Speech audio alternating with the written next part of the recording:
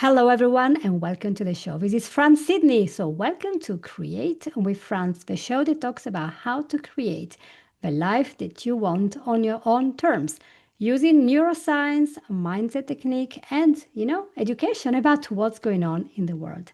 One of the things that is really happening today is the advent of AI, which has been around for decades in intelligence and investigator work, but in daily life, not so much. At least we didn't realize that. And now that it's really coming out, a lot of people are anxious and they're asking themselves, well, what's going to change in my life? What's going to happen? Am I going to be unemployed? Am I going to lose my social life? How is my education going to change? My identity is going to be totally different. And there's a lot of worry and anxiety in a lot of groups. So I'm tackling this with a special month dedicated to AI and the rise of robots maybe in our life. What's going to happen? And so all the experts I'm interviewing come from very different fields. And today we're so pleased to present you to Steven Fisher and Dr. Ja-Naé Duane. Did I pronounce this correct? You did, Franz. So I know that Dr. Duane is a faculty at Brown University, research fellow at MIT, and is an acclaimed behavioral scientist. While Steve, I want you to introduce yourself. For this that you do, there's quite a list in there. I My name is Steve and I make things. So I'm a futurist, but I have a background in product management, but also product design. I'm a design futurist. So what I do is I help clients figure out the long-term planning and strategy, but also communicate it through design, but also and lastly to take action on it today. That's my job. So, you guys, behavior, systems, how everything works. I'm sure you thought quite a lot about how our education, socialization, and identity are changing. There is no going back. We are changing. And it's time to embrace this change and understand how it works and then pick and choose what we like of it. Is it possible to pick and choose, or is this just going to flood our lives? So that will create so much anxiety. So I thought I would ask first, Ja-Naé, what do you think is going to happen, especially the future kids? How are they going to live? What is that we're supposed to expect here as kids and as parents?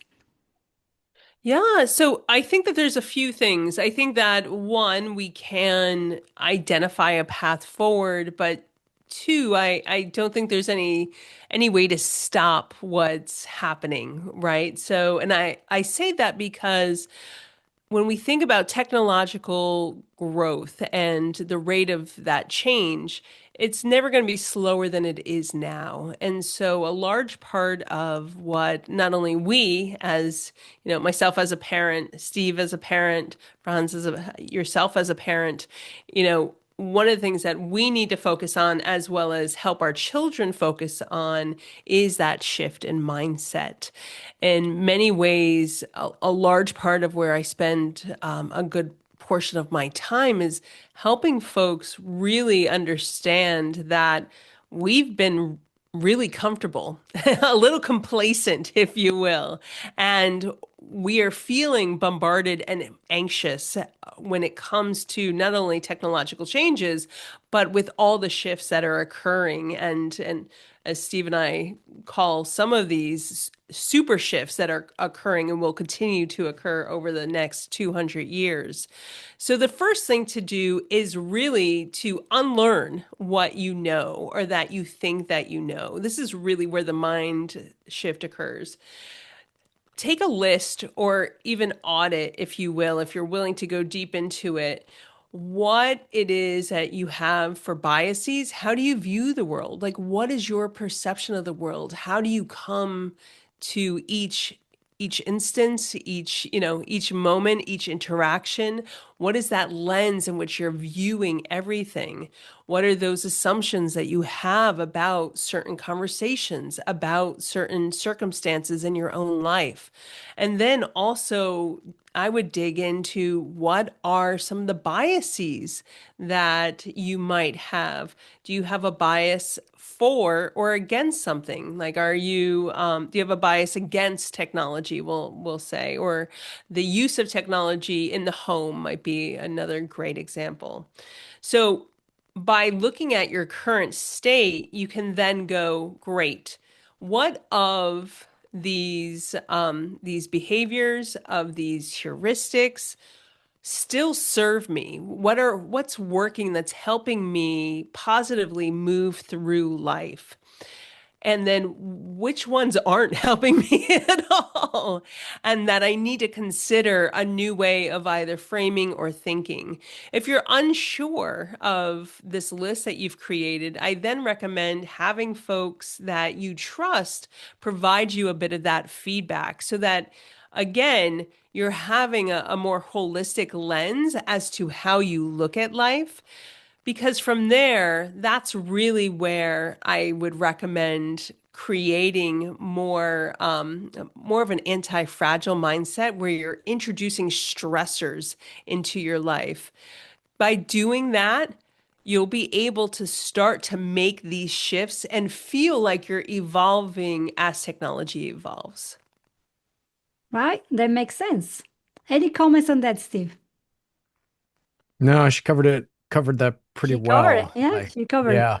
So instead of being anxious and going to fight or flight, high cortisol level, doom and gloom, we can look and say, okay, why am I thinking that this is going to be so, whatever, the adjective?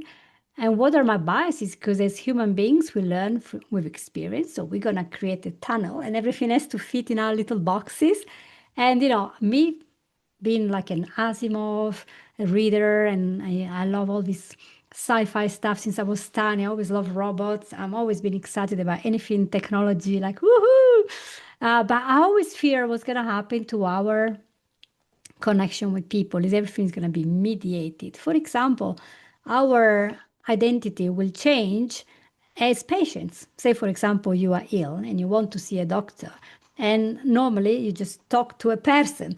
And some of the fears are, oh, they will be replaced by some robots or AI chatbots, so I can never get through to a person. And sometimes people go to the doctor to have a pat on the back, to feel the human connection. Somebody's listening to us.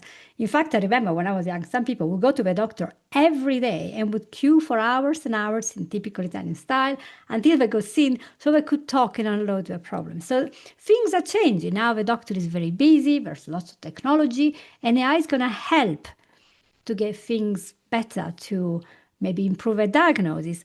So, as a person that is now, for example, joining some first year university thinking, I'm going to prepare for this amazing future, how do we prepare for this? How do we even choose what to study as all the coding people are now being dismissed because AI is doing it? So, what's the best way of preparing for this amazing future?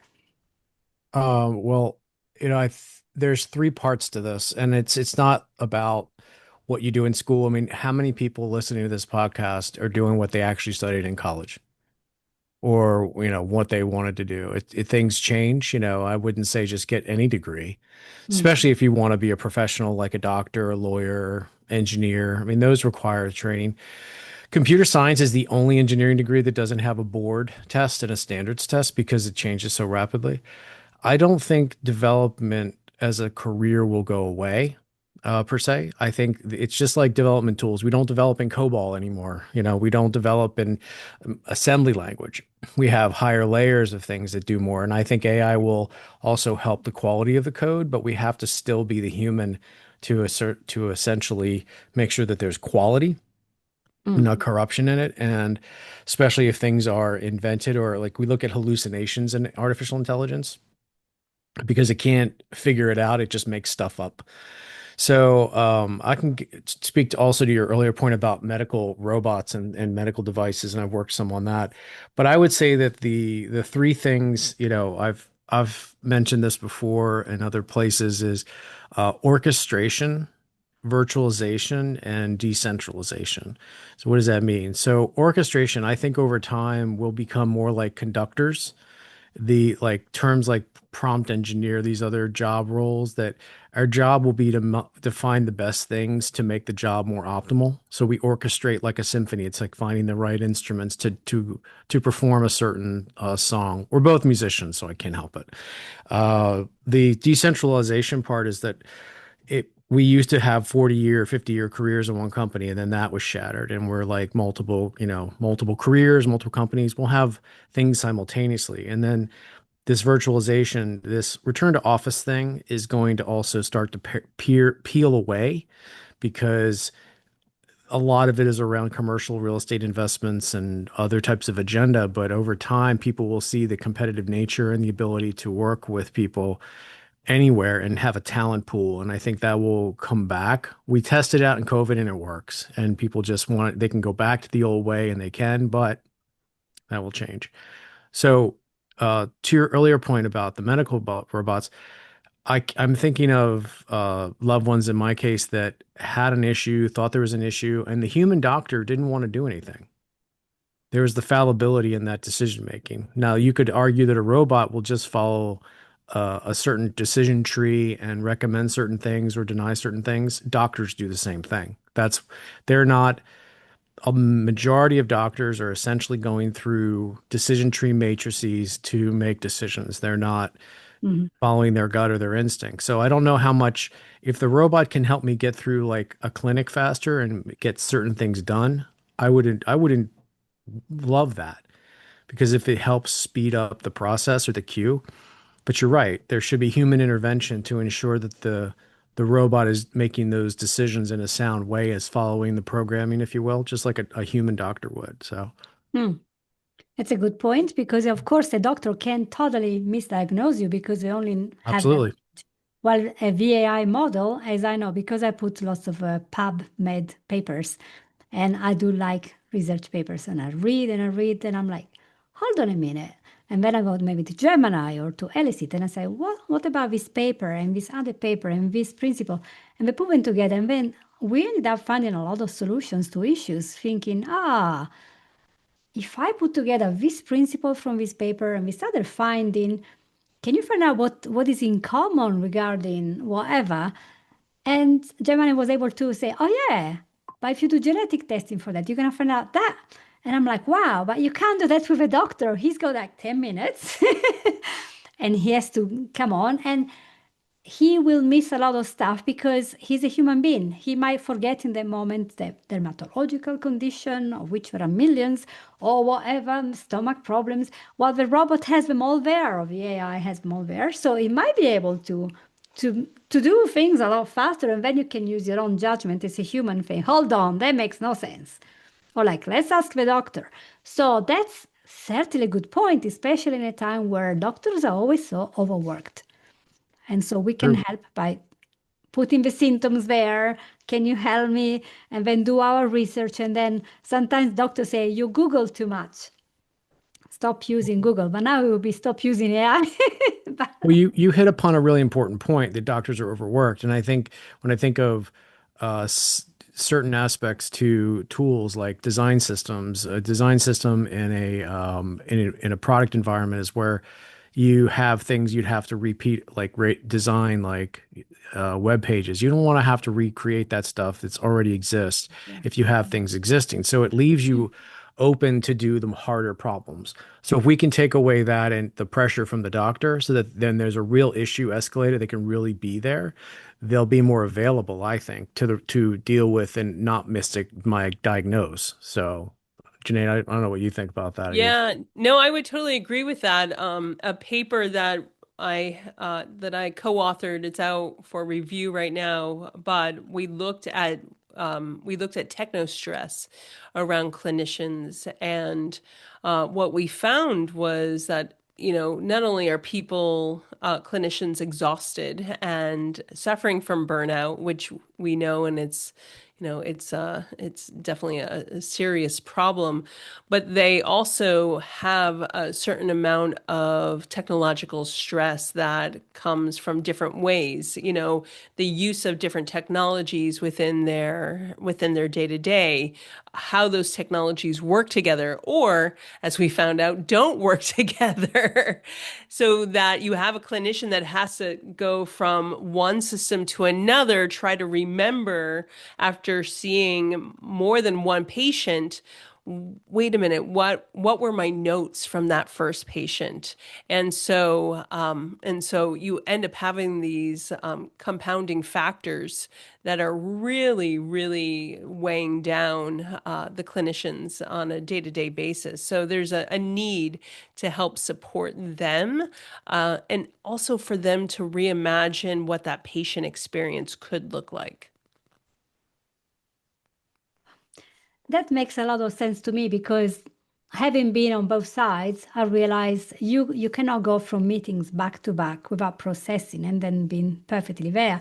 And if a doctor keeps seeing person after person there is no time there to process. While if you got some help there to take care of your paperwork there, take care of all these form fillings, and then having maybe a more holistic view, because a lot of people complain from a medicine point of view, science, sometimes you don't have a holistic view of a person. So I go to one specific doctor and I say I have this symptom, and he's trained about bones. He's an osteo specialist. He might say, "Oh yeah, you have a problem with that." Then I go to endocrinologist and he's go, "Oh yeah, you got a problem with that," because they see what we're trained to see. But if you put the whole team together, and with AI, that's more possible. So you have teams. Sometimes in a Great Ormond Hospital in London, in England, they have this big team, multidisciplinary teams. They are working with one case where there are multiple diseases on top of one another, multiple conditions, and they come up with a conclusion. But most times they don't do that. You see one person for this, one person for that, one person for that. And maybe it was all caused by a third thing. And so I think that would be a great idea when AI is more deeply ingrained in our GP practice in the UK, or here in the US, it will be your physician. Is that how is it called? I've only been here for a year. Primary physicians. Primary Yeah, physician right. instead of general practitioner, right? Or family doctor in Italy. They will be able to see together why this person is not working, why the mind isn't there, why the digestion isn't there, because there are all these collateral things that a doctor on his own with 10 minutes to see you just doesn't have ability to do, because he's got time pressure, he's got so much to do, and he's got a family to go back to later, and he has to rest. But sometimes I hear from doctors, midwives, they might be 16, 20 hours on a shift, and AI doesn't get tired. That's a big difference. Right. So there is something to look forward to.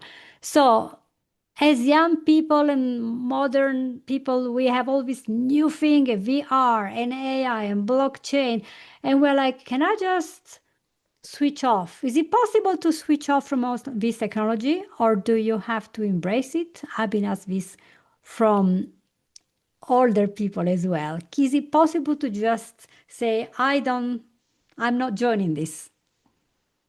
I mean, I think that it's possible, but then you would need to live in a very remote part of whatever country you're in and not necessarily have technology in your home. And that's absolutely doable and a choice. Mm. The thing is that many of us don't live that way. And so technology is all around you and is in your house, is as you're going to the grocery store. And I would say that for folks who are feeling bombarded by technology, and slightly overwhelmed, a cleanse, if you will, of technology might be, or a detox might be something that can help reset your relationship with technology. Franz, you had brought up dopamine and cortisol earlier. We do not realize the amount of dopamine that we are pumping into, essentially that we're pumping up with inside of our bodies based on how we interact with technology, particularly with our cell phones. And so even if you gave your smartphone a rest and said, you know what, for a day, I'm not going to turn on the TV. I'm not going to turn on the computer. I'm going to leave the phone over in the corner. just to allow yourself to get a break, a mental break, actually has tremendous health benefits I mean, there's multiple studies around that have already shown that it's a really great way to at least start to give yourself a way to reset.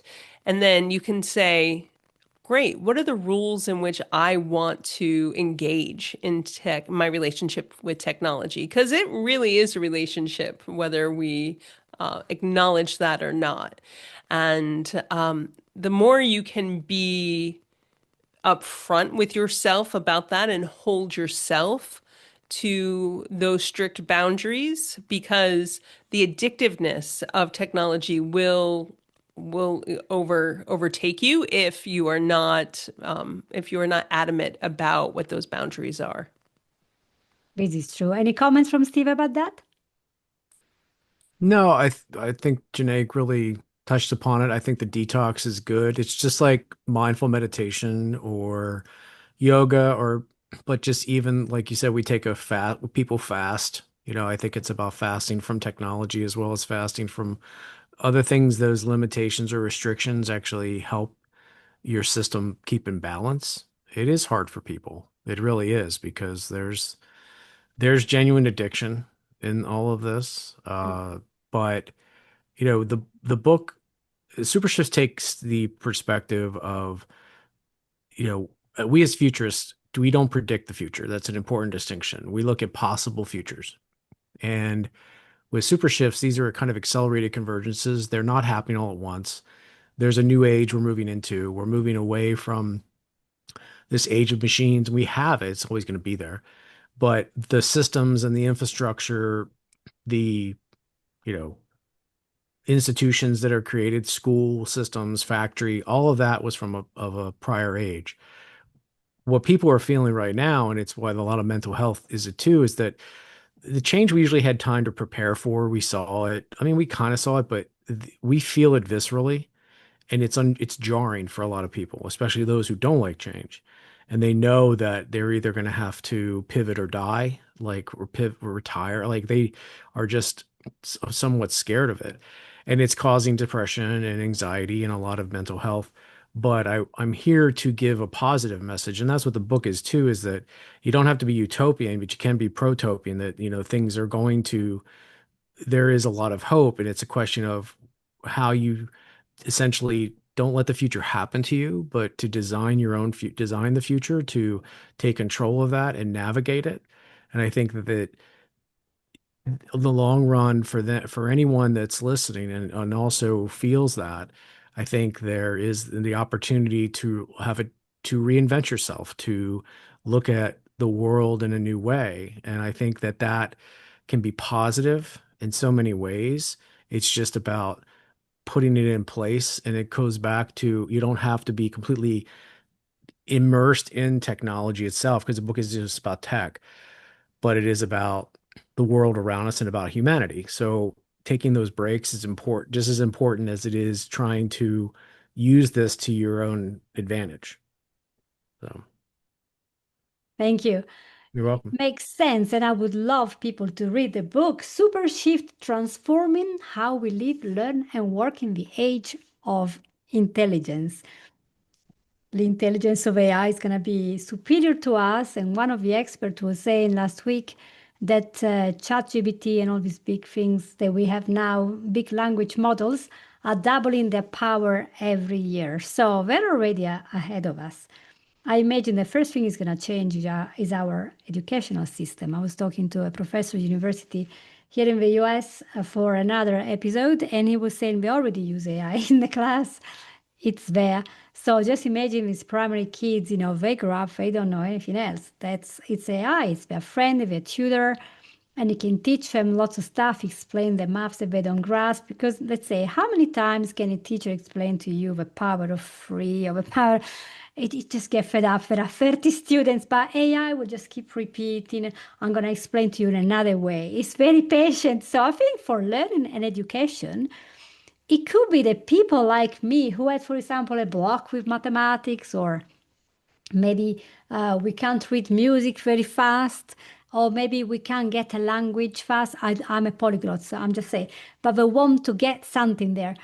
They can use AI to actually get more intelligence in the brain and more systems to learn a language that is designed for them. Instead of paying a tutor and then after a week paying the tutor and then after paying the tutor, but tutor has his own bias. So you can pay the tutor and then go to use AI for any other question you have. You're like, I'm still stuck on this, but I don't dare asking again because the tutor will be so fed up, but not AI. So that's a wonderful thing to look forward to, isn't it? Tell me you agree with me. Oh, yes. It is. Ja-Naé, any comment on that before we go? Yeah, no, it absolutely is. I think one thing I would say to your listeners is the future is what you make of it, and there's the opportunity for our children and the future generations to really find a lovely symbiosis with AI, and it's just up to us to figure out what that looks like. It is. And it would be so good if everyone found what's in it for them. Make the best of it. And what if we find solutions to big chronic diseases, to the world's hunger, to poverty? We find the solution. How do we stop the wars? How do we get the politicians to work for us? All these questions. We can just ask all these intelligences and see, well, okay, I'm not grasping this. How can I go ask the question? If you don't like the answer, say, well, I didn't like this. Can we put it from a point of view of, and it still helps us to kind of shift from this stuck mindset because let's say, that's what I say always in my podcast. We are on number 258. So I always say, if we keep the belief that has created a problem, we're always going to have the problem. We can't fix it. So we have to change our beliefs to fix our problem, change mindset to understand, okay, I got into this trouble, but I can get out if I change my mindset. I can even see something good in something bad. Think about Gandhi and all these people, they were in terrible situations. And look what they've done in this terrible situation. So the idea for me is to say, okay, AI is coming. If we get as much education as possible, if we learn how this is going to possibly impact us, if we learn how we can still be aligned to our values and principles, not to the micromanaging, the values and principles, what is important for us, we can start designing the life where we want and choose, okay, I can detach from technology or from this, from that, by doing very specific behavioral changes and add in our calendar what is really important, then we won't feel so overwhelmed. Is there then any final thoughts before we go? Because I know you're going somewhere now. Before we leave this audience, how can we reassure them? Steve, you want to take that? No, I think I've really covered, I think for me and the listeners, like the positive view. I don't have anything else to add, That's actually. Yeah, the only thing I would say is again, for you yourself as a listener, think about how you might explore the use of AI, the use of technology in your own life, and don't be afraid of the creativity that you might come across through that exploration. But you won't find anything new unless if you try something new. That's it. It's a very good thing. You're not going to find it if you're not seeking for that. Well, thank you so much, Ja-Naé and Steve, for coming to the show. It's been such a pleasure to have a little peek into the future with you guys. Oh, Thank you. Franz, thanks for having us. Thanks for having us. It's a great time for us to research what is possible, how we can improve our life using the new technologies, or even just stand back and see how other people improve their life and then jump in a little bit later after touching the water. So thank you very much for being with me today, and I'll see you all next week. Thank you. Bye-bye.